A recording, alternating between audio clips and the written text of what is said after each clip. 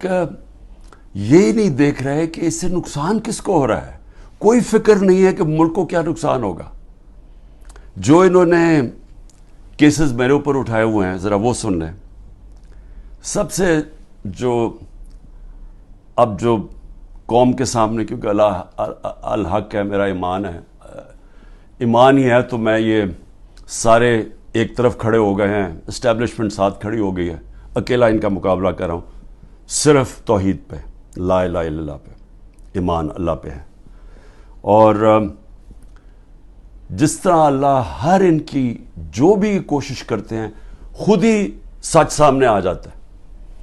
جو انہوں نے میرے اوپر القادر کا کیس کیا، اب القادر کا کیس کیا تھا کہ عمران خان نے جو القادر یونیورسٹی بنائی ہے، جدھر مکمل طور پہ مستحق گھروں سے وہ بچے جو کہ جن کے ماں باپ اعلیٰ تعلیم نہیں افورڈ کر سکتے، وہ سب پڑھ رہے ہیں مفت.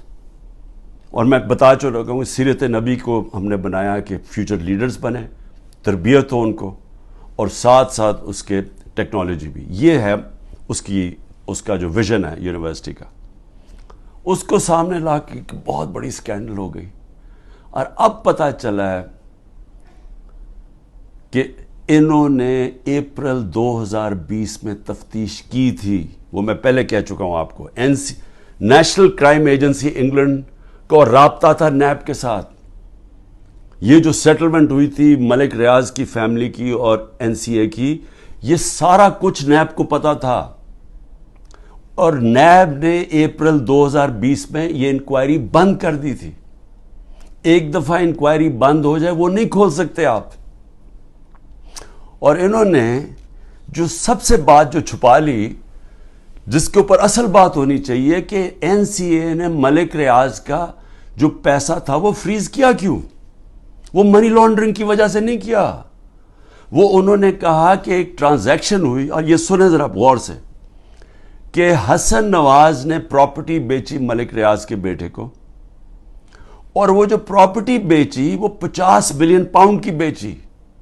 انہوں نے کیوں، نیشنل کرائم ایجنسی انگلینڈ نے کیوں اس کے اوپر ایکشن لیا؟ اور ایکشن کیا لیا؟ ان کے اکاؤنٹ فریز کر دیے. کیوں کیے؟ کیونکہ پراپرٹی کی قیمت آدھی تھی. انہوں نے دیکھا کہ اس کی قیمت آدھی تھی، یعنی وہ 25 ملین پاؤنڈ کے ارد گرد اس کی قیمت تھی. 50 ملین پاؤنڈ کیسے دے دیا اس پراپرٹی کو؟ نواز شریف تب پرائم منسٹر تھا. یہ 2000 جب ہوا، یہ 16-17 میں جب پرائم منسٹر تھا، تو پرائم منسٹر نے اس وقت اپنا زور لگا کے وہ دگنی قیمت کے اوپر پراپرٹی ملک ریاض کو بیچی. یہ پہلے تو یہ بتائیں پیسہ کدھر سے آیا؟ کدھر سے حسن نواز کے پاس اتنا پیسہ آیا؟ جب وہ ملک سے باہر بھاگے ان سے یہ سوال پوچھے گئے نا، کیونکہ بتا ہی نہیں سکتے. پیسہ چوری کا تھا.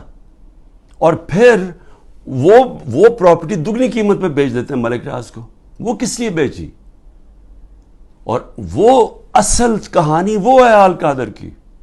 اصل وہ اس کے اوپر بات نہیں کر رہے.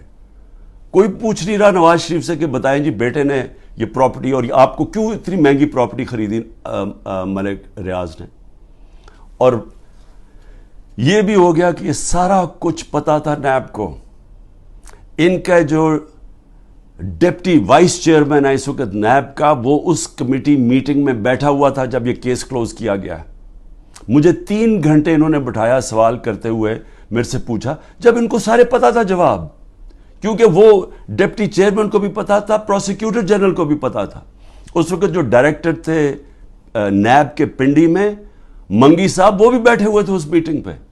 تو ان کے پاس تو منٹس پڑے ہوئے ہیں اس کے.